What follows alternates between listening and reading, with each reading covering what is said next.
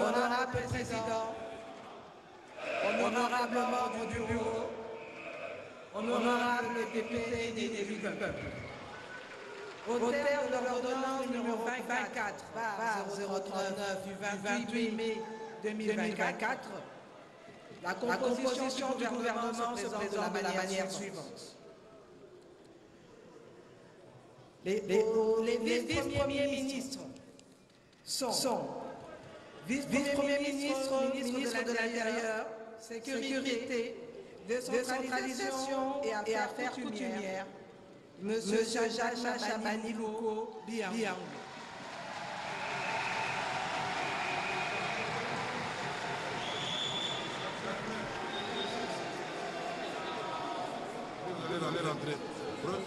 Chaque fois qu'on appelle un vice-premier, un ministre d'État, un ministre délégué, un vice-ministre pour les commissions sur le podium, c'est eux qui vont travailler au quotidien pour le bien-être des Congolais. Il est tout à fait normal que les Congolais découvrent leur visage aujourd'hui, à part quelques heures. Jean-Pierre Bemba, j'ai vu, il y en a qui sont connus déjà. Oui, bon, je vois que Kibasa voulait qu'il son nom, je le cite aussi. Félicitations, Jacques. Merci. Saluez la plénière.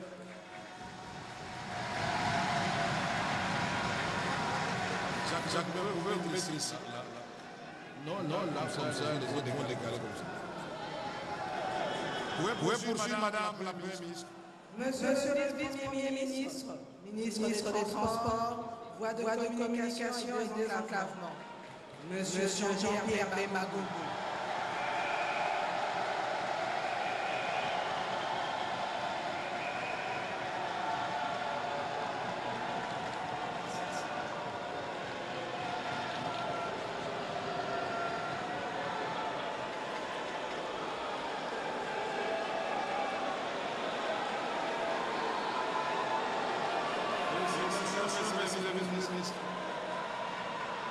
Félicitations.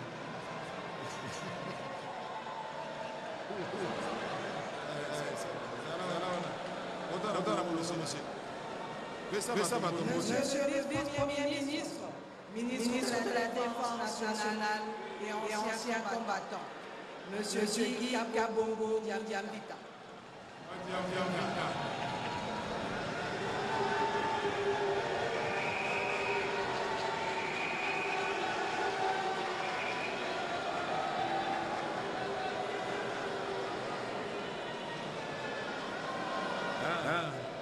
Vous allez rester là-bas.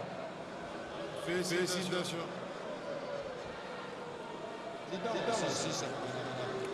Monsieur le vice-premier ministre de l'économie nationale, Monsieur Daniel Moko Samba.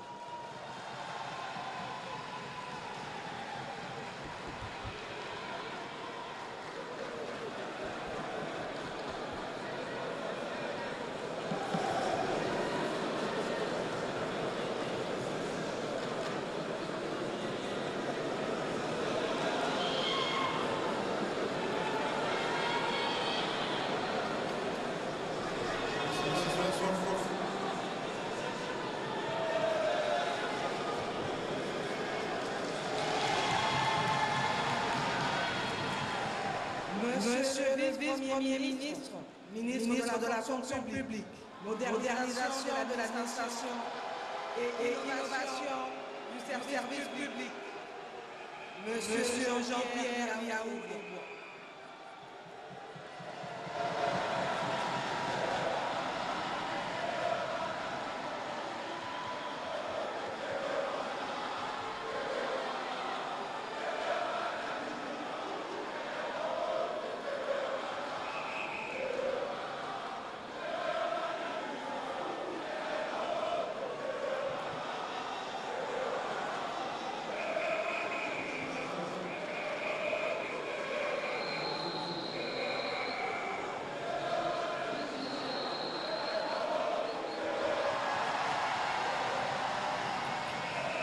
Monsieur le vice-premier ministre du Plan et de la coordination de l'aide au développement, Monsieur Guilain Miembo Mouiza.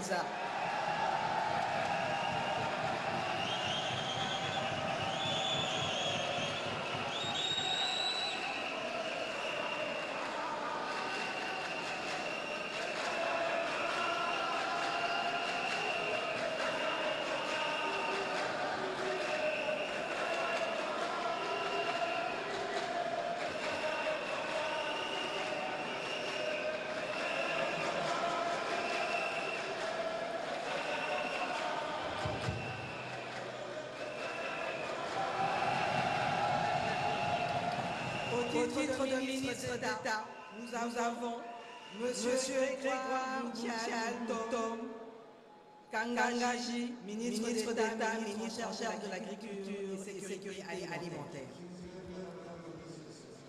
Je peux demander au vice-premier ministre de saluer une dernière fois la salle et répondre à leur place. Parce qu'il y en a qui commencent à se fatiguer. C'est Jean-Pierre Bemba qui m'a fait le signe.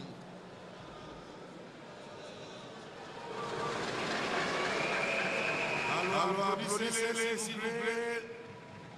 Soyez galants, ils sont chez nous, honorables députés.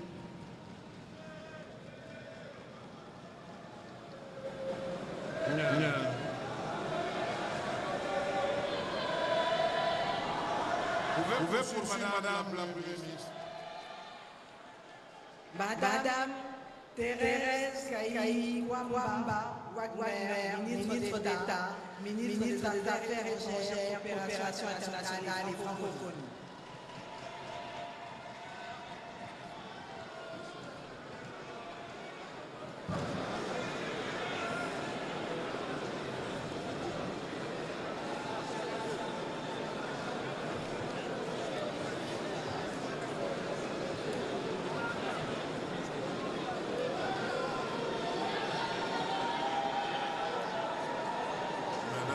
D'État, félicitations. Merci.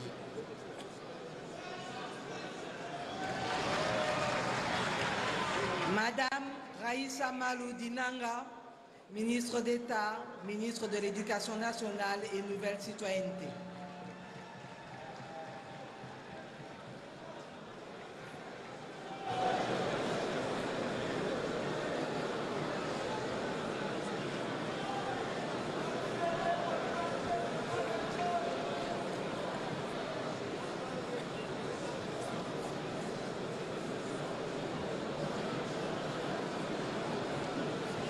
Félicitations, Madame la ministre d'État de l'Éducation. Merci. Madame Eve Bazaïba Massoudi, ministre d'État, ministre de l'Environnement et du Développement durable.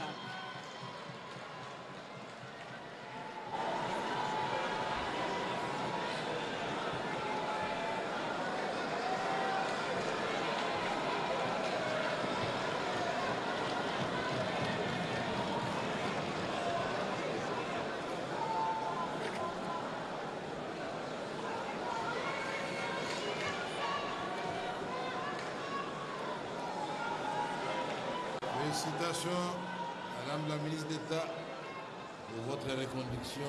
Merci.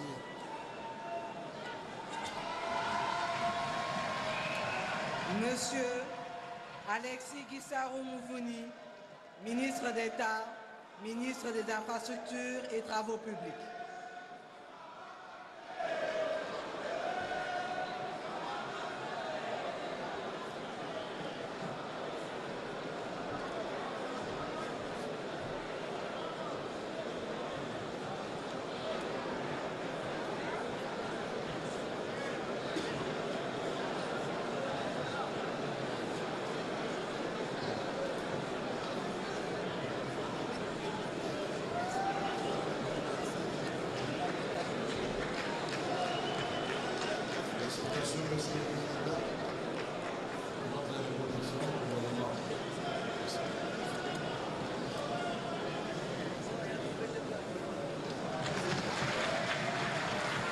Monsieur Aimé Boji Sangara, ministre d'État, ministre du Budget.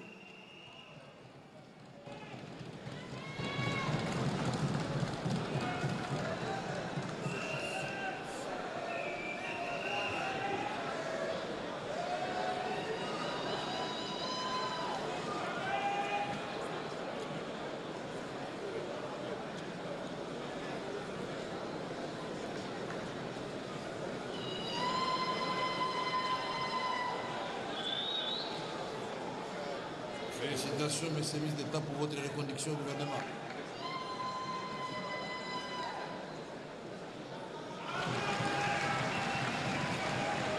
Madame Acacia Badouboula Mbongo, ministre d'État, ministre des Affaires foncières.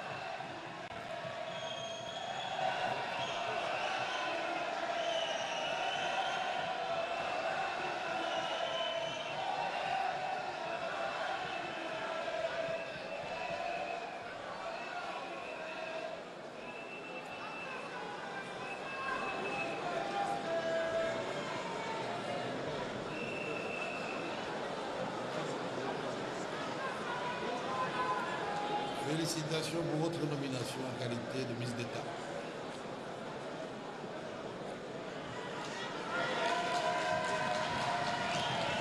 Monsieur Mohindo Nzangi, ministre d'État, ministre du Développement rural.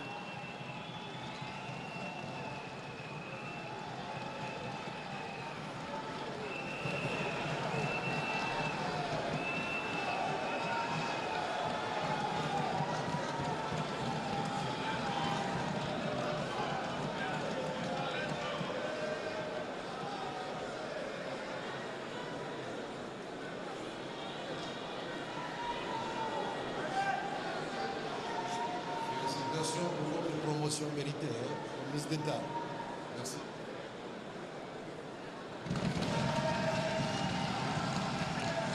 Monsieur Guy Loando Mboyo, ministre d'État, ministre de l'Aménagement du Territoire.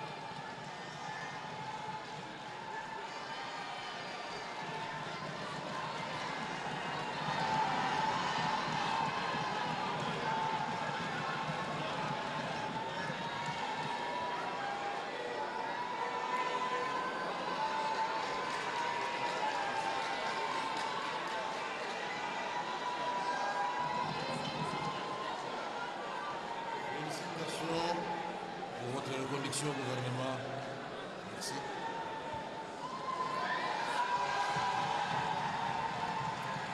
Au titre de ministre, nous avons Monsieur Doudou Fouambali Koundé, ministre des Finances. Madame la Première ministre,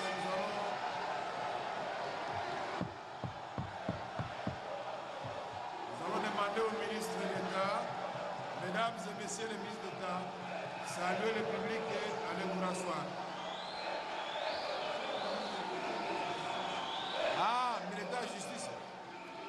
Madame la ministre.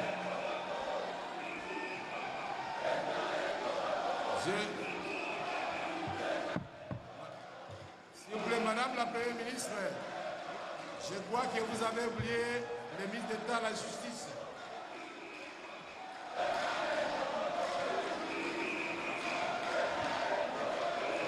Je crois qu'on a oublié le ministre d'État à la Justice. Effectivement, avec toutes mes excuses, Monsieur le ministre d'État, ministre de la Justice et garde des Sceaux, Monsieur Constant Moutamba Tungunga.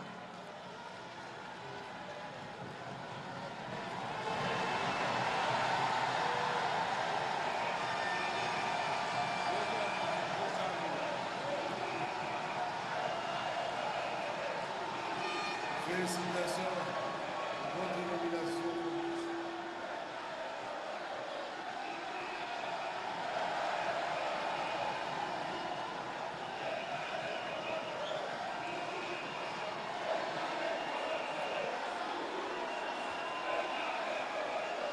Félicitations pour votre nomination en qualité de représentant la jeunesse.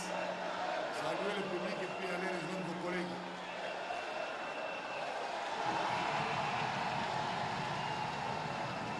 Monsieur Louis Kabamba Watoum, ministre de l'Industrie et Développement des petites et moyennes entreprises et petites et moyennes industries.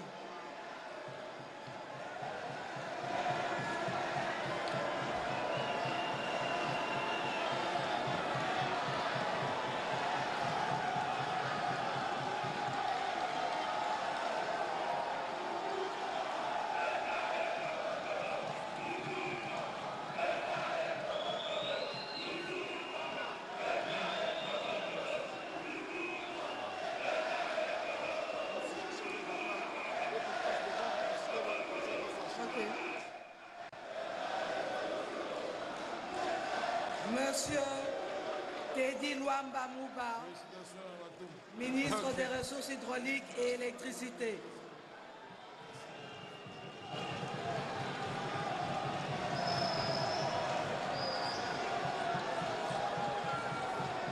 Monsieur Kizito Pakabomba Kapinga Mouloumé, ministre des Mines.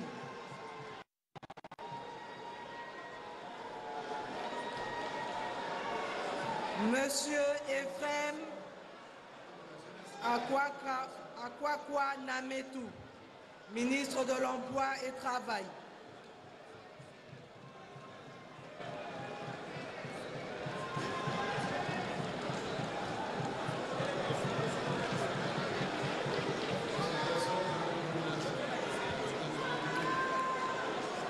Monsieur Crispin Badou Panzou, ministre de l'Urbanisme et Habitat.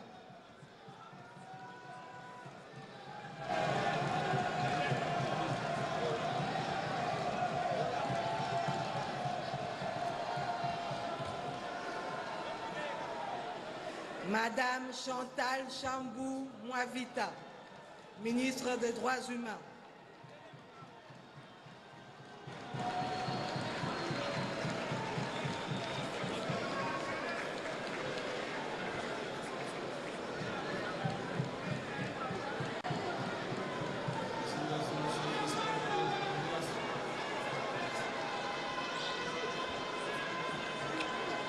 Monsieur Samuel Roger Kamba Moulanda, ministre de la Santé publique, Hygiène et Prévoyance sociale.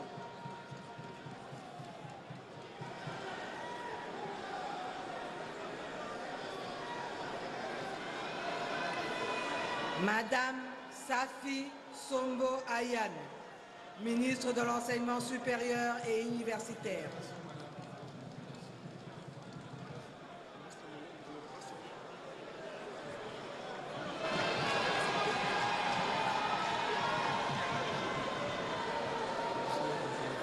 Monsieur Aimé Molendo Sakombi, ministre des Hydrocarbures.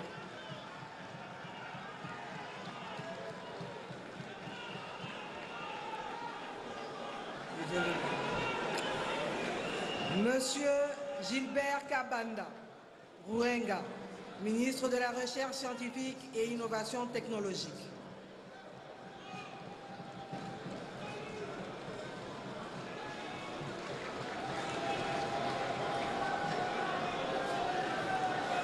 Monsieur Augustin Kibassa Maliba, ministre des Postes, Télécommunications et Numériques.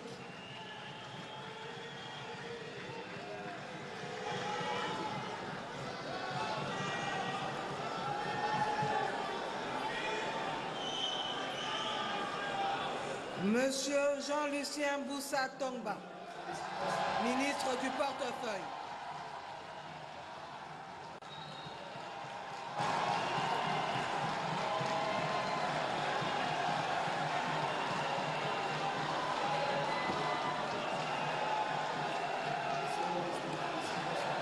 Madame Nathalie Mounana Aziza, ministre des Affaires sociales, Action humanitaire et solidarité nationale.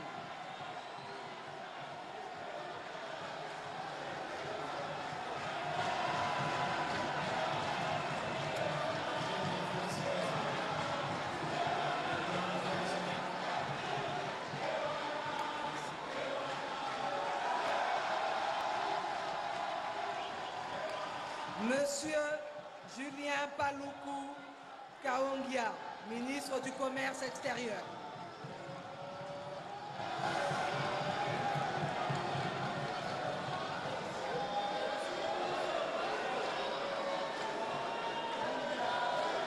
Monsieur Didier Mazenga Mukanzu, ministre de l'Intégration régionale.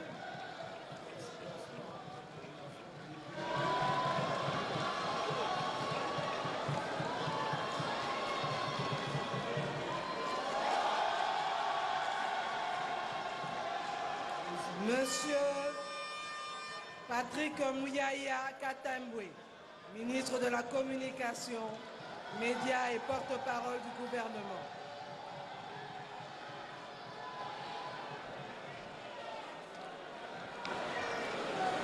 Monsieur Marc Ekila Likombio, ministre de la Formation professionnelle.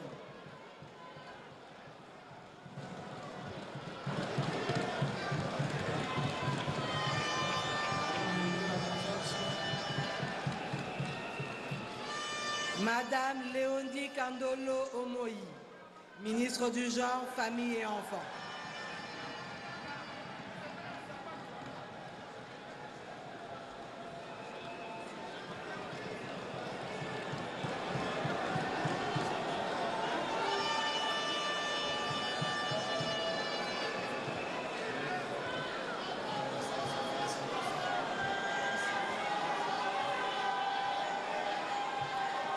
Monsieur Jean-Pierre Timanga Bouana, ministre de la Pêche et Élevage.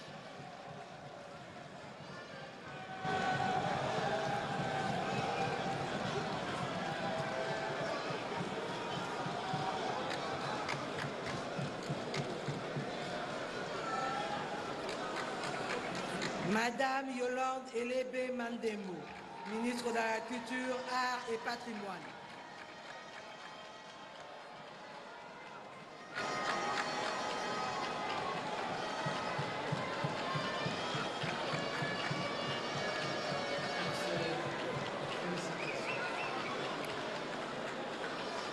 Monsieur Didier Pambia Moussanga, ministre du Tourisme.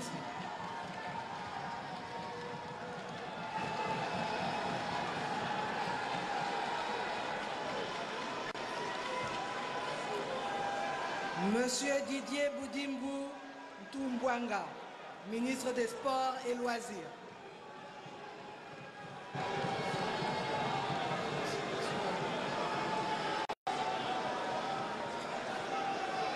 Madame Noëlla Ayeganagato Nakwipone, ministre de la Jeunesse et Éveil patriotique.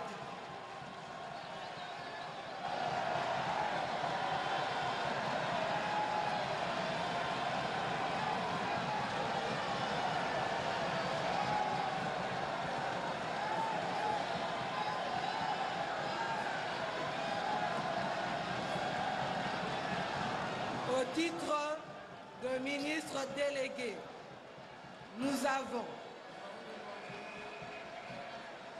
à Madame la Première ministre de nous laisser d'abord demander au ministre de saluer. Alors, félicitations. Vous saluez le public et puis vous regagnez votre place.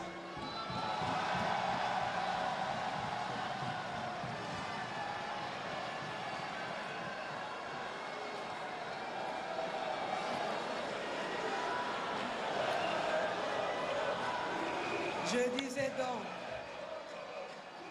au titre de ministre délégué, nous avons Madame Bestine Kazadi Ditambala, ministre délégué près le ministre des Affaires étrangères, en charge de la coopération internationale et francophonie.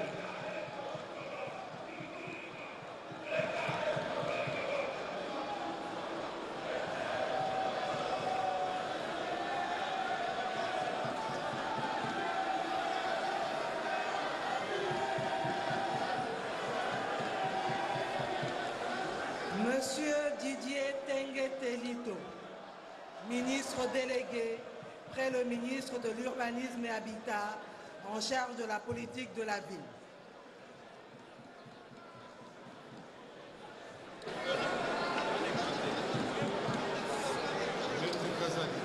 Félicitations.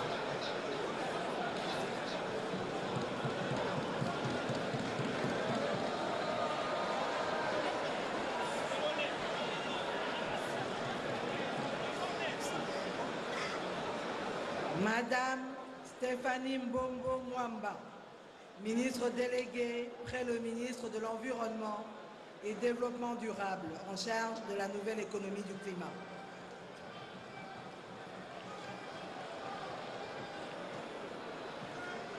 Félicitations.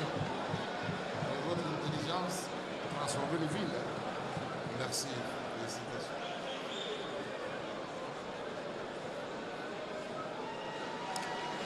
Madame Irène Essambo Diatta, ministre déléguée près le ministre des Affaires sociales en charge des personnes vivant avec handicap.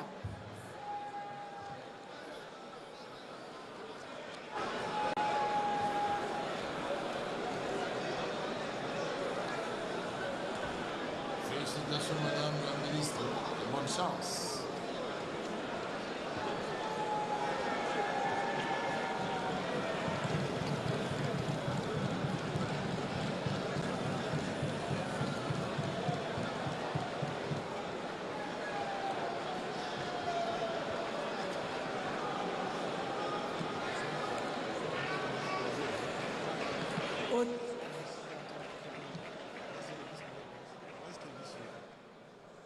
Basée sur le handicap, donc il est question de sensibiliser les personnes vivant avec handicap sur tout ce qui est fait sur le plan légal. Il y a des textes qui existent aujourd'hui qui les protègent. Donc à la liste de tout ce qu'elle a réalisé, Madame Irène, qui est avocate, qui a beaucoup milité à la société civile, et donc il faut ajouter à cette liste la loi rendant obligatoire le taux de 5% de recrutement de l'administration publique et de 3% chez les privés.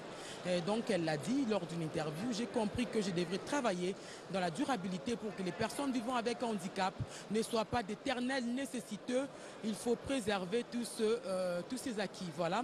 Et il y a également le dictionnaire en langue des signes qui existe depuis pratiquement une année déjà. La 5e langue nationale dans notre pays devrait être celle des signes. C'est ce qu'a dit la ministre. Nous avons élaboré le premier dictionnaire de la langue des signes. Parmi les obstacles, cette langue ne se parle pas partout de la même façon. Nous avons appelé les interprètes et nous avons travaillé pendant 12 mois. Donc c'était un travail de longue haleine, mais elle a réussi. Et donc il y a beaucoup de réalisations. Au titre de vice-ministre, nous avons Madame Eugénie Tchela Kamba, vice-ministre de l'Intérieur, Sécurité et Décentralisation.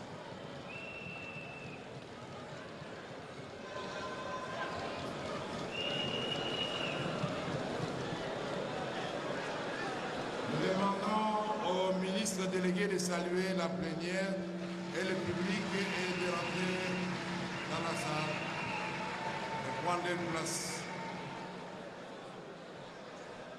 Merci. Maman Irène peut sortir. Madame Gracia Yamba Kazadi, vice-ministre des Affaires étrangères.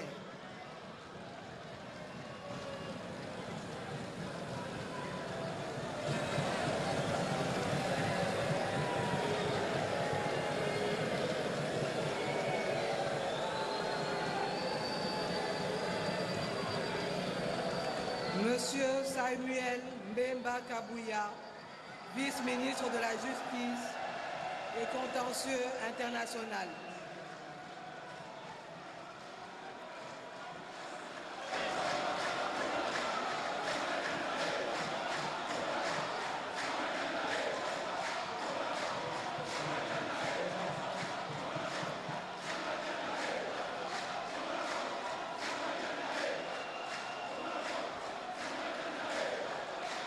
Monsieur Élisée Bokoumwana Maposo, vice-ministre du Budget.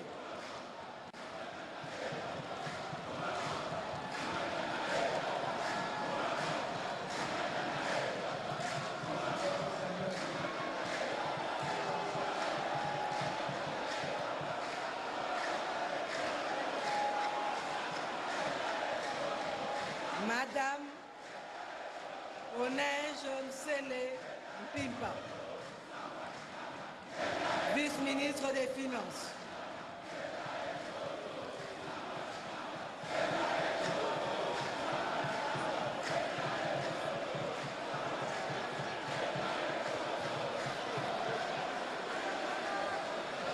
Monsieur Sami Adoubango Awoto, vice-ministre de la Défense nationale et ancien combattant.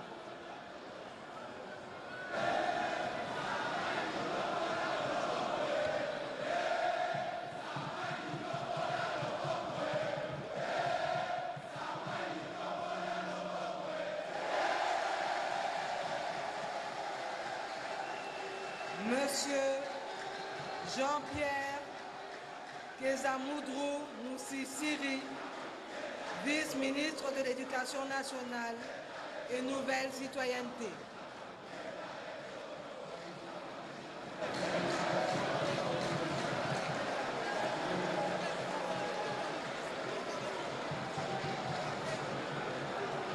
Monsieur Godard Motemona Kiboloume, vice-ministre des Mines.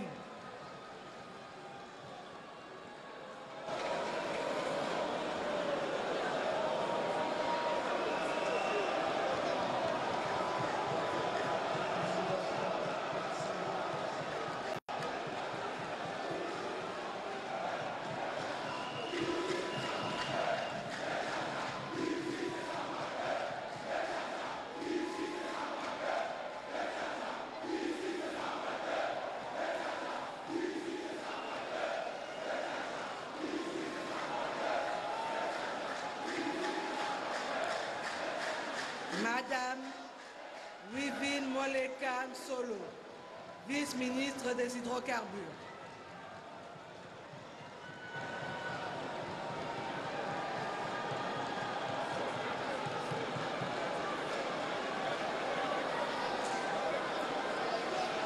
Et enfin, Mohamed Désé Katouré B. Jean-Baptiste, vice-ministre des Affaires coutumières.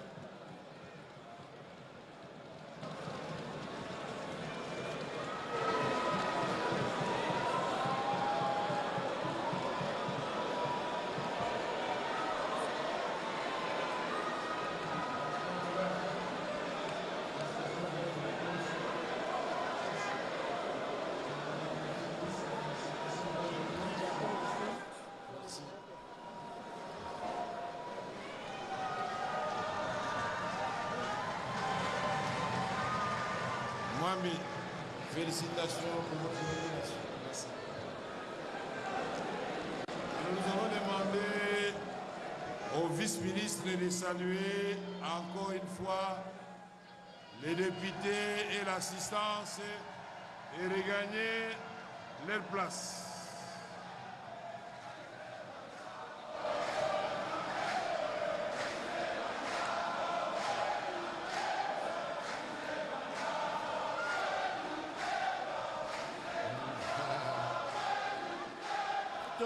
Qui nous permet de voir les images, mais sinon on serait en difficulté. Et pour faire ce reportage et cette retransmission, voilà, apparemment on a fini, on a fini avec cette étape de présentation des membres du gouvernement par la première ministre, Madame Souminois, Patrick Chamala. Un petit mot sur la composition de ce gouvernement.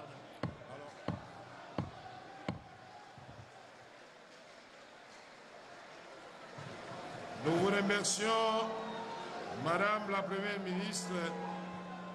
Je demande à l'Auguste Assemblée de l'applaudir à travers elle toute son équipe gouvernementale.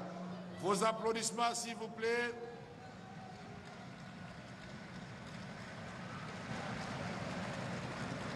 Honorables députés, chers collègues, à présent, j'invite Madame la Première ministre à reprendre la parole pour cette fois-ci nous présenter le programme tant attendu de son gouvernement.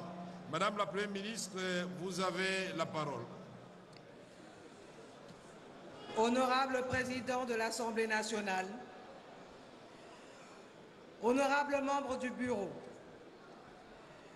honorables députés nationaux, élus légitimes du peuple congolais.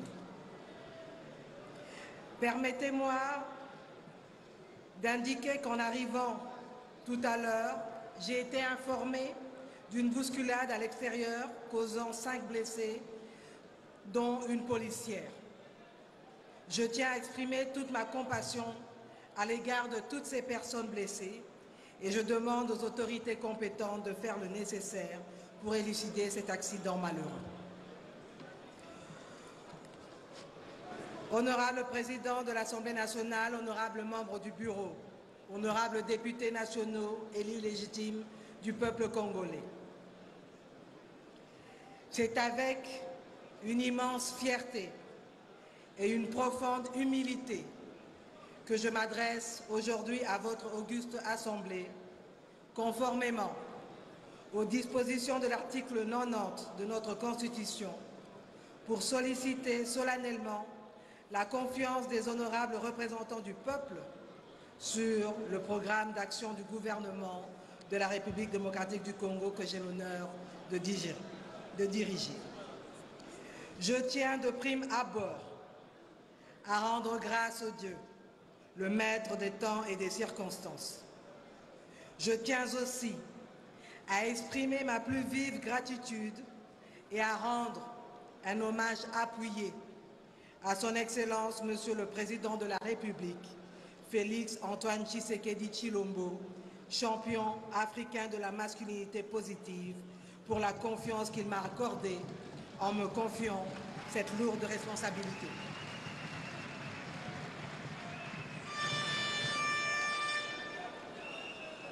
En accédant à cette fonction, je suis pleinement consciente de l'importance historique de ce moment et de la symbolique de cette nomination pour la nation congolaise.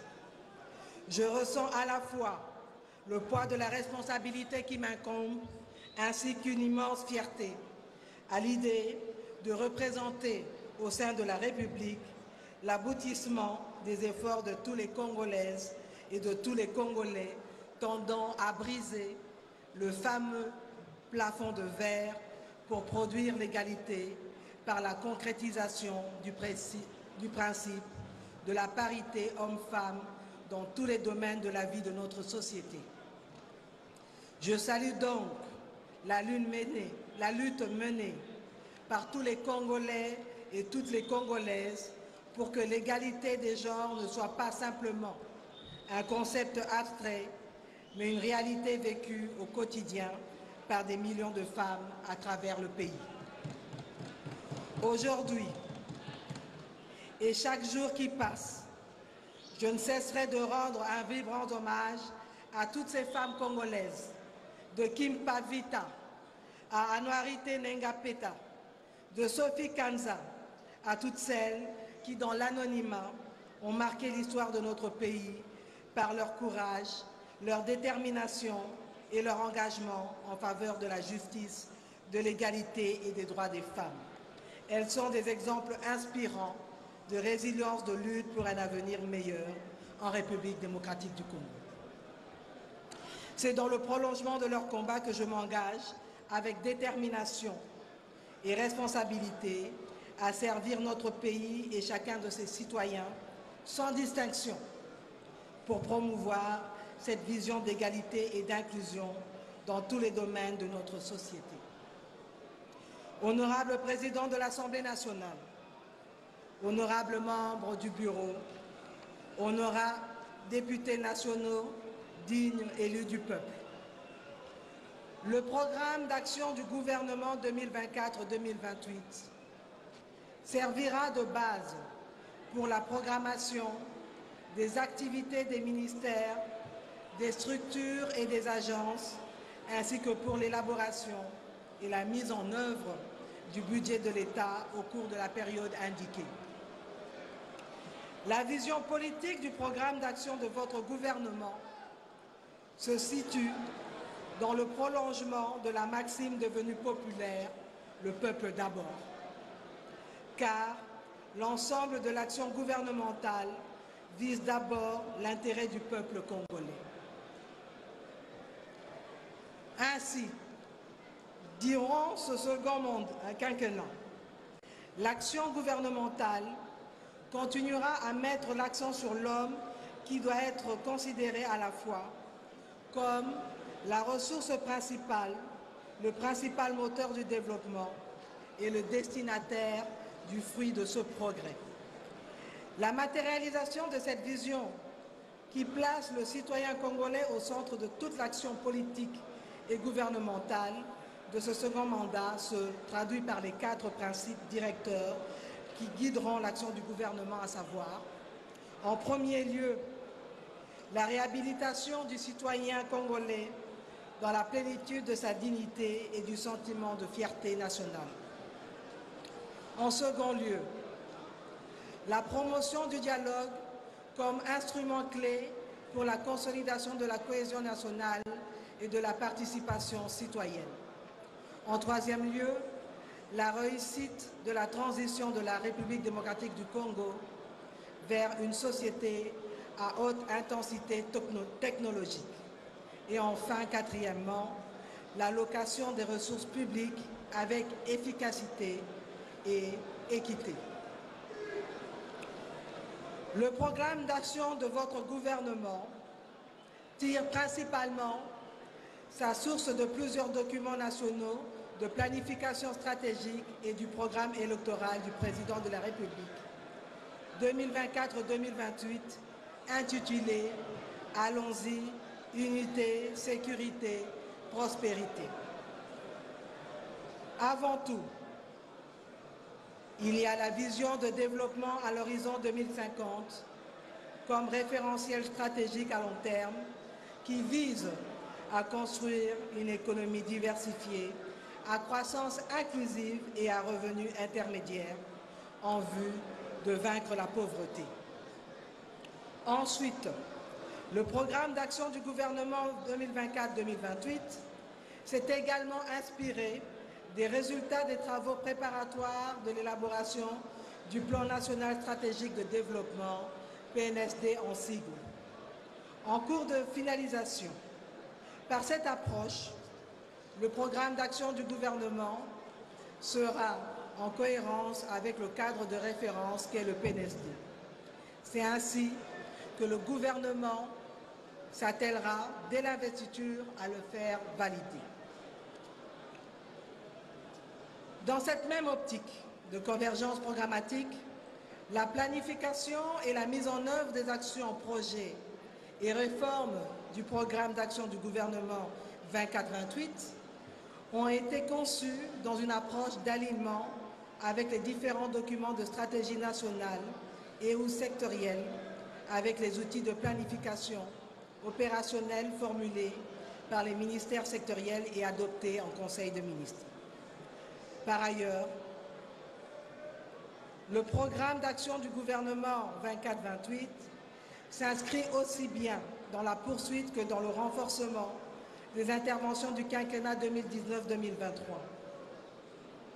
Comme l'a d'ailleurs souligné le chef de l'État lui-même, il est question d'aller jusqu'au bout de ce que nous avons si bien commencé.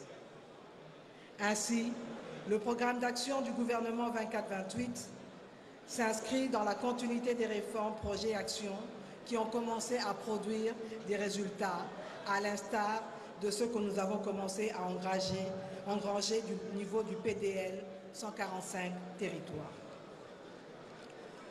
Sur le plan politique, le programme d'action de votre gouvernement se fonde sur le programme électoral du président de la République 2024-2028. Celui-ci est, dans son essence, la matérialisation de la vision politique du président de la République.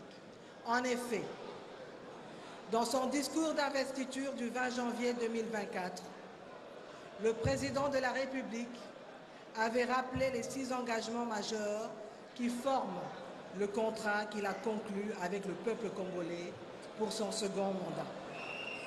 Pour rappel, les promesses électorales du président de la République, qui sont en même temps les engagements majeurs de ce programme d'action de votre gouvernement pour le quinquennat 24-28, se présentent de la manière suivante.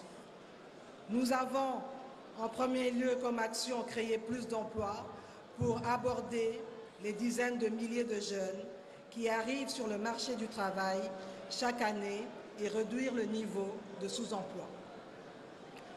En second lieu, il s'agit de protéger et renforcer le pouvoir d'achat des ménages congolais contre les aléas des prix à l'importation et les variations du taux de change afin de leur garantir une qualité de vie stable et digne. En troisième lieu, il s'agira de mieux protéger le citoyen congolais afin que la République démocratique du Congo se rapproche de son destin d'havre de paix pour le bénéfice de l'ensemble de la région d'Afrique centrale et des Grands Lacs. En quatrième lieu, nous avons la nécessité de construire une économie plus diversifiée et plus compétitive. En cinquième lieu, il s'agira d'assurer plus d'accès aux services de base en vue d'éliminer progressivement les disparités géographiques entre milieux urbains et ruraux, entre provinces, entre grandes et petites villes et en ce qui concerne l'offre des services sociaux. Et enfin, il s'agira de renforcer en sixième lieu l'efficacité des services publics. Pour finir, le programme d'action de votre gouvernement s'est également inspiré des propositions contenues dans les différents mémorandums qui m'ont été remis lors des consultations que j'avais organisées à l'hôtel du gouvernement avec les regroupements des partis politiques de la majorité présidentielle, les caucus des députés, les organisations de la société civile et du patronat. Il prend également en compte l'évolution récente de la situation économique et sociale, la conjoncture régionale et internationale, ainsi que les engagements internationaux de développement auxquels la République démocratique du Congo a souscrit. Honorable Président de l'Assemblée nationale, honorables membres du Bureau, honorables députés nationaux, élus légitimes du peuple, à ce jour, la République démocratique du Congo est confrontée à des défis et à des contraintes structurelles majeures qui entravent sa souveraineté, son économie et son développement, lesquels doivent être surmontés pour favoriser l'émergence économique du pays.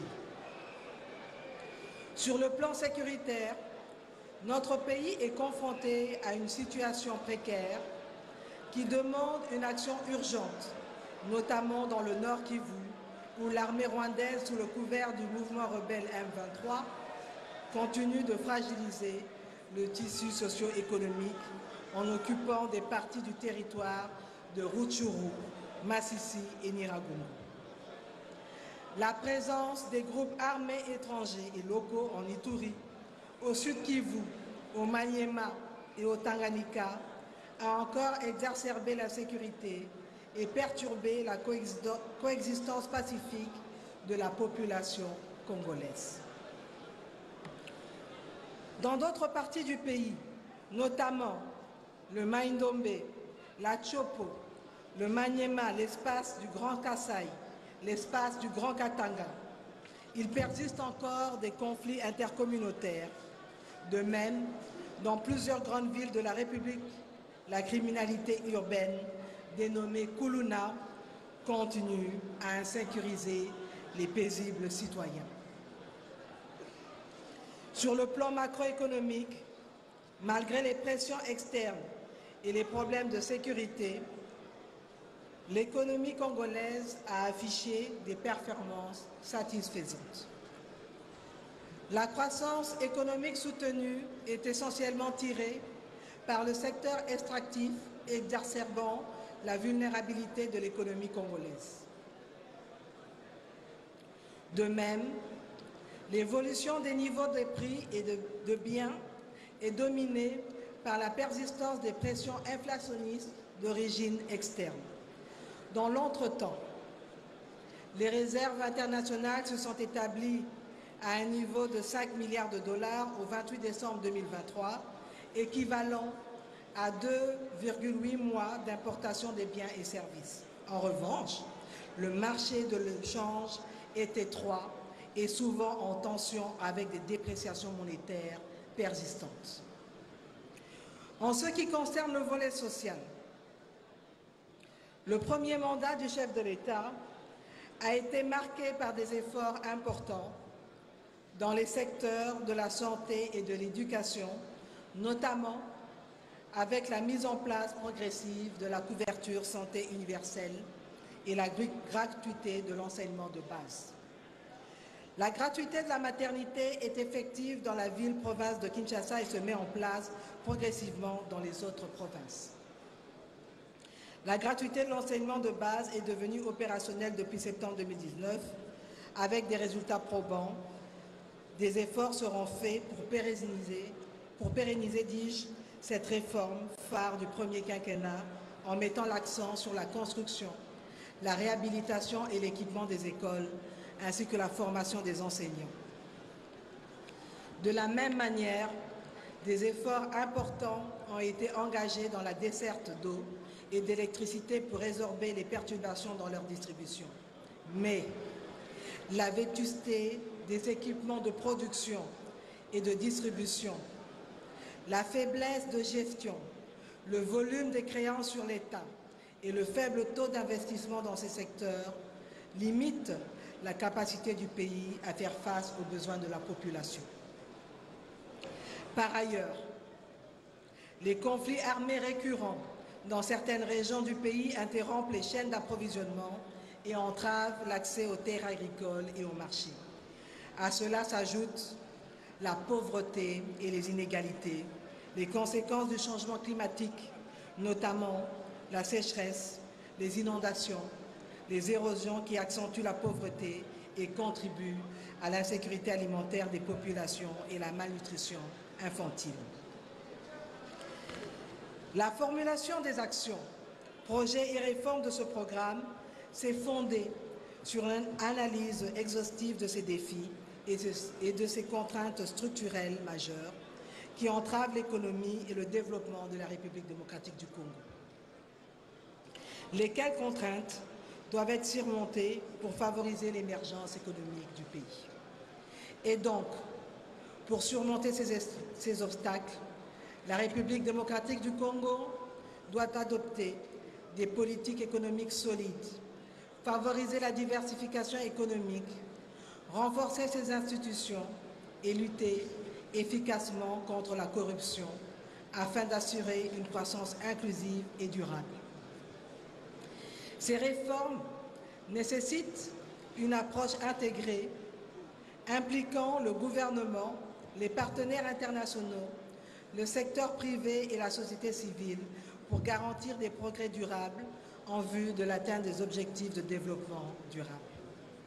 Compte tenu de l'ampleur de ces contraintes structurelles, le programme d'action du gouvernement 24-28 traduit la ferme volonté du gouvernement congolais d'atteindre un double objectif, à savoir consolider les acquis du premier mandat en vue de parachever l'avènement d'un Congo plus uni, mieux sécurisé, avant-gardiste à la souveraineté affirmée et plus prospère, et poser définitivement les jalons d'un Congo émergent dans lequel l'autorité de l'État est consolidée, la solidarité renforcée et les villes connectées pour le meilleur. Pour atteindre ces objectifs, le programme d'action de votre gouvernement définit ses grandes orientations, objectifs, axes d'intervention et actions prioritaires en vue de guider ses décisions stratégiques et opérationnelles. Ce cadre d'orientation stratégique est structuré en 6 piliers. 1. Construire une économie diversifiée et compétitive pour créer plus d'emplois et protéger le pouvoir d'achat des ménages. 2. Protéger le territoire national et sécuriser les personnes et leurs biens. 3. Aménager le territoire national en vue d'une connectivité maximale. 4. Garantir l'accès aux services sociaux de base. 5. Renforcer les capacités du Congolais pour participer à la construction du pays. Et 6. Gérer durablement et de manière responsable l'écosystème de la République démocratique du Congo face au changement climatique. Ces 6 piliers permettront par leur synergie et leur effet complémentaire et cumulatif d'accélérer le développement économique et social de la République démocratique du Congo. Ces piliers se déclinent en 52 axes stratégiques qui correspondent aux différents domaines d'intervention. À leur tour, les 52 axes stratégiques se déclinent en 326 actions, projets et réformes qui seront respectivement mises en œuvre par les ministères sectoriels. Certaines de ces actions constituent des exigences immédiates et d'autres relèvent de la nécessité de transformer structurellement notre société ainsi que notre économie.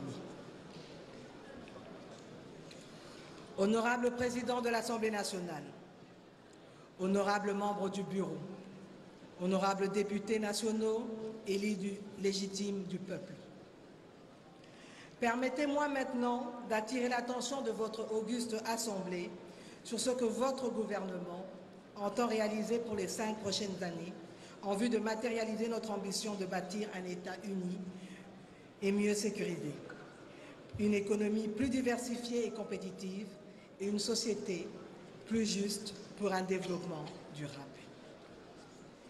Le premier pilier de ce programme a pour objectif de créer plus d'emplois et de protéger le pouvoir d'achat des ménages. Il regroupe en lui-même les 2 premiers engagements électoraux du président de la République, à savoir plus d'emplois et plus de pouvoir d'achat.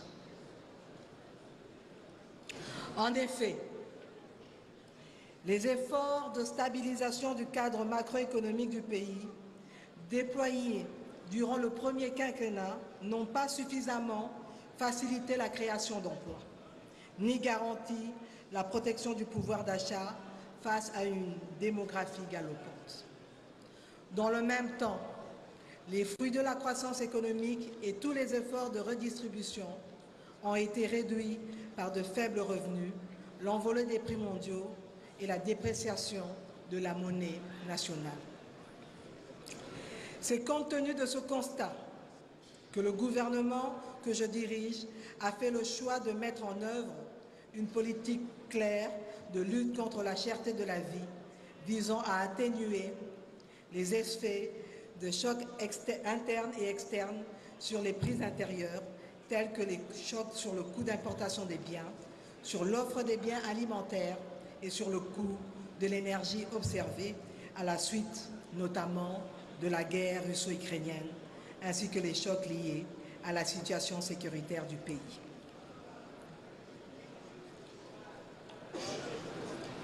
Pour atteindre les objectifs de ce pilier, l'action gouvernementale s'articule autour de 2 volets. La stabilisation du cadre macroéconomique, d'une part, et la poursuite de la transformation structurelle de notre économie, d'autre part.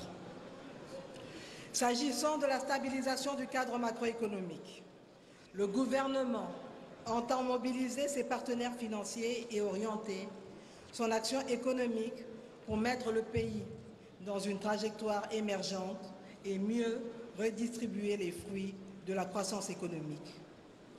Pour ce faire, le programme économique du gouvernement mettra en œuvre à court terme des mesures d'atténuation pour stabiliser le cadre macroéconomique et réduire le coût de la vie et celle d'augmentation des revenus, tant des travailleurs dans le secteur public que privé. Ce volet se décline en 3 axes stratégiques d'intervention, à savoir l'amélioration de la gestion des finances publiques dans une perspective de plus de transparence, plus d'efficience et plus de redevabilité. Le renforcement des instruments monétaires et de change et développement du système financier national. Et enfin, la poursuite de la mise en œuvre des réformes structurelles macroéconomiques pour stimuler l'investissement privé et améliorer le mécanisme de régulation des prix de produits alimentaires de grande consommation et des produits pétroliers.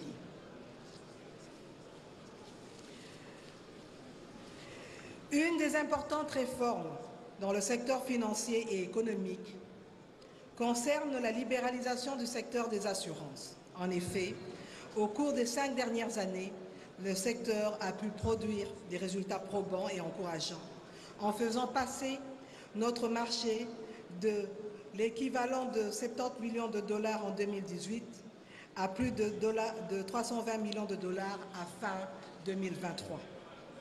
En vue de permettre à ce secteur de jouer pleinement son rôle de placeur institutionnel dans le financement de notre économie, dans la protection des investissements et l'amélioration du climat des affaires, ainsi que la protection sociale de nos compatriotes et de leur patrimoine, votre gouvernement travaillera activement dans ce secteur, notamment en accompagnant l'autorité de régulation et de contrôle des assurances dans ses missions. Le volet de la transformation structurelle de l'économie vise la diversification de l'économie tout en relevant le défi de la dépendance excessive vis-à-vis des ressources naturelles qui nécessite une approche holistique. En effet, les ressources publiques, dominées actuellement par le secteur minier, seront orientées vers les secteurs agricoles, industriels et touristiques, tirant parti de la riche biodiversité du pays. La revanche du sol congolais sur le sous-sol est une nécessité pour permettre à l'économie congolaise de se hisser au rang des nations à revenus intermédiaires et résilientes face aux diverses formes de volatilité. Investir dans l'agriculture moderne et durable créera des emplois, réduira la pauvreté et stimulera la croissance économique. Parallèlement, l'industrialisation, la transformation locale et le développement du tourisme seront encouragés et favoriseront une croissance économique plus équilibrée et résiliente, réduisant ainsi la vulnérabilité aux fluctuations des prix des matières premières.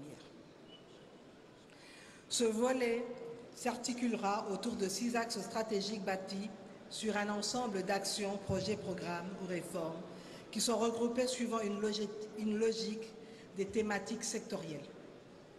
Le premier axe est orienté vers la modernisation et le développement des secteurs de l'agriculture, de la pêche et de l'élevage. Le deuxième concerne le renforcement des liens commerciaux avec les partenaires régionaux et internationaux. Et enfin, le troisième vise la création et le développement des petites et moyennes entreprises à travers des politiques de soutien et des programmes d'accompagnement. En effet, les très petites unités de production informelles qui se dénombrent en millions à travers le pays sont des viviers d'emploi à qui il manque des espaces de travail fonctionnels et connectés au réseau des infrastructures de base, l'accès au crédit, un environnement d'affaires libéré des entraves d'une bureaucratie peu efficace, des travailleurs qualifiés et des débouchés commerciaux sûrs. Votre gouvernement envisage ainsi de créer 2 600 000 emplois par ce programme. Placé sous la coordination des ministères de l'économie nationale et de l'industrie et PME, ce programme consistera, en partenariat avec le secteur privé, à regrouper dans les villes de plus d'1 million d'habitants, en commençant par Kinshasa, Lubumbashi et Kisangani, les corps de métier qui travaillent aujourd'hui en plein air, sans accès au crédit ou à toute autre forme d'appui de la part de l'État, pour leur faire bénéficier des avantages susceptibles d'accélérer leur formalisation. Le quatrième axe stratégique de ce volet concerne le développement d'un secteur industriel compétitif et diversifié.